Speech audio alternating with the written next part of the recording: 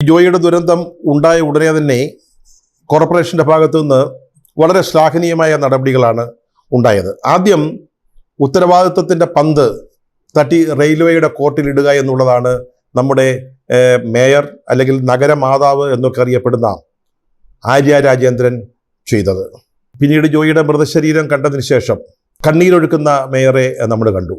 അതിനുശേഷം ജോയിയുടെ വീട്ടിൽ ബന്ധുക്കളെ ചേർത്ത് പിടിക്കുന്ന മേയറെയും നമ്മൾ കണ്ടു.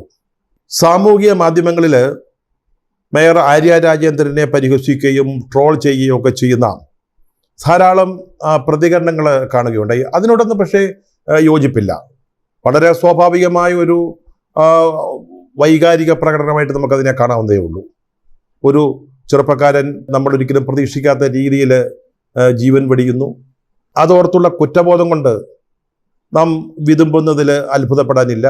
അല്ലെങ്കിൽ തൻ്റെ ഭരണത്തിന് കീഴിലുള്ള കോർപ്പറേഷന് പറ്റിയ വീഴ്ച കൊണ്ടാണല്ലോ ഇത് സംഭവിച്ചത് എന്ന് ഓർക്കുമ്പോഴും കണ്ണുനീർ വാർക്കുന്നതിൽ അപാകതയൊന്നുമില്ല. പക്ഷേ ഇവിടെ ഉയരുന്ന ഒരു ചോദ്യം, മേയർ കണ്ണുനീർ വാർത്തത് കൊണ്ടോ അല്ലെങ്കിൽ ജോയിയുടെ കുടുംബത്തിന് 10 ലക്ഷം രൂപ കൊടുത്തത് കൊണ്ടോ വീട് നൽകാമെന്ന് വാഗ്ദാനം ചെയ്തുകൊണ്ടോ വീട്ടിലേക്ക് വഴി കൊടുക്കാമെന്ന് പറഞ്ഞതുകൊണ്ടോ നാം നേരിടുന്ന ഈ പ്രശ്നത്തിന് ശാശ്വതമായ പരിഹാരം ഉണ്ടാവുന്നുണ്ടോ? ഈ നഗരത്തിലെ മാലിന്യക്കെട്ട് ഒഴിവാക്കുക എന്നത് നിസ്സാരമായ ഒരു കാര്യമാണെന്ന് പറയുന്നില്ല. ഭഗീരഥ പ്രയത്നം അതിൻ്റെ പിന്നിൽ ആവശ്യമുണ്ട്. പക്ഷേ നല്ല ഇച്ഛാശക്തിയുള്ള ഒരു കോർപ്പറേഷൻ ഭരണമാണെങ്കിൽ, അതിന് നേതൃത്വം കൊടുക്കുന്നത് അത്തരത്തിലുള്ളൊരു മേയറാണെങ്കിൽ അസാധ്യമായതിനെ നമുക്ക് സാധ്യമാക്കാൻ കഴിയും. നമുക്ക് നമ്മുടെ മികവ് കാണിക്കാൻ പറ്റുന്നത് ഇത്തരം സന്ദർഭങ്ങളിലാണ്.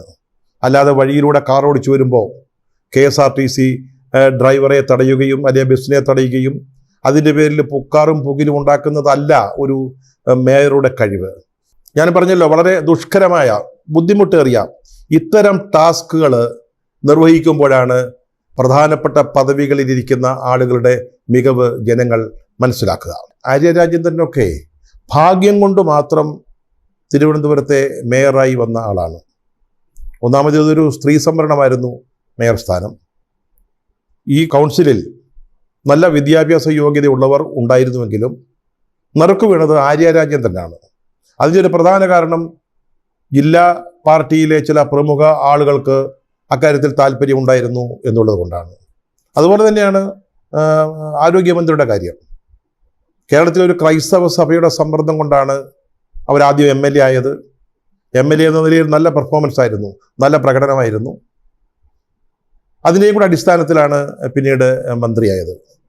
ഞാൻ പറഞ്ഞല്ലോ, വേറെയും മിടുക്കരായ ആളുകൾ കോർപ്പറേഷൻ മേയറായിട്ടോ ആറന്മുള MLA ആയിട്ടോ പിന്നീട് ആരോഗ്യമന്ത്രിയായിട്ടോ വരാൻ പറ്റിയ കഴിവുള്ള ധാരാളം പേരുണ്ടായിരുന്നു.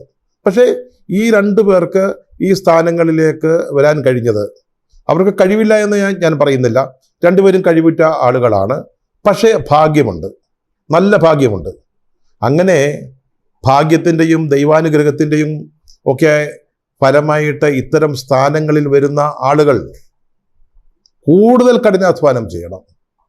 അവർക്ക് ലഭിച്ച പദവികൾ അതിന് തങ്ങൾക്ക് അർഹതയുണ്ടെന്ന് തെളിയിക്കുന്ന രീതിയിൽ അതുപോലെ പണിയെടുക്കണം, എന്നിട്ട് റിസൾട്ട് ഉണ്ടാക്കണം.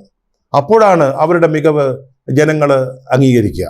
അല്ലാതെ മന്ത്രിപ്പണി ഏതെങ്കിലും ഒരു പ്രൈവറ്റ് സെക്രട്ടറിയെ ഏൽപ്പിച്ചിട്ട് കാപ്പ കേസിൽ പ്രതിയായ ആളുകളെയും DYFI പ്രവർത്തകരെ ഓടിച്ചിട്ട് തല്ലിയവരെയും ഹാരമണയിച്ച് പാർട്ടിയിലേക്ക് സ്വീകരിക്കാൻ നടന്നാൽ നിങ്ങളെ ഏൽപ്പിച്ചിട്ടുള്ള പ്രധാനപ്പെട്ട ഉത്തരവാദിത്വങ്ങൾ നിർവഹിക്കുന്നതിന് സാധ്യമാവുകയില്ല. ഇക്കാര്യത്തിൽ ഇവരെയൊക്കെ വളരെ പ്രധാനപ്പെട്ട പദവികളിലേക്ക് നിയോഗിക്കുന്ന രാഷ്ട്രീയ പാർട്ടികൾക്കും ഉത്തരവാദിത്വമുണ്ട്. ചിലരെ അവർ തിരഞ്ഞെടുക്കുന്നു, അതിന് പല മാനദണ്ഡങ്ങൾ ഉണ്ടാവും, സമ്മതിച്ചു. പക്ഷേ ഇവരെ ഏൽപ്പിച്ച ഉത്തരവാദിത്വങ്ങൾ അവർ ഫലപ്രദമായും സമർത്ഥമായും അവർ നിർവഹിക്കുന്നുണ്ടോ എന്ന് നോക്കാനും ആ ഒരു ഓഡിറ്റിങ്ങിനും ഈ രാഷ്ട്രീയ പാർട്ടികൾക്ക്, ഇവരെ നിയോഗിച്ച പാർട്ടികൾക്ക് ഉത്തരവാദിത്വമുണ്ട്. അല്ലെങ്കിൽ അത് അവരുടെ ജോലിയാണ്. നമ്മൾ തിരുത്തും എന്ന് പറഞ്ഞിട്ട് മാത്രം കാര്യമില്ല. നമ്മുടെ പ്രതീക്ഷ പോലെ നമ്മൾ ആരെയൊക്കെ ഉത്തരവാദിത്തങ്ങൾ ഏൽപ്പിച്ചോ അവരൊക്കെ കൃത്യമായ രീതിയിൽ പ്രവർത്തിക്കുന്നില്ലെങ്കിൽ അവരെ വേണ്ടി വന്നാൽ മാറ്റി നിർത്താനുള്ള കടമയും ഉത്തരവാദിത്വവും അവരെ നിയോഗിച്ച രാഷ്ട്രീയ പാർട്ടികൾക്കും ഉണ്ട്.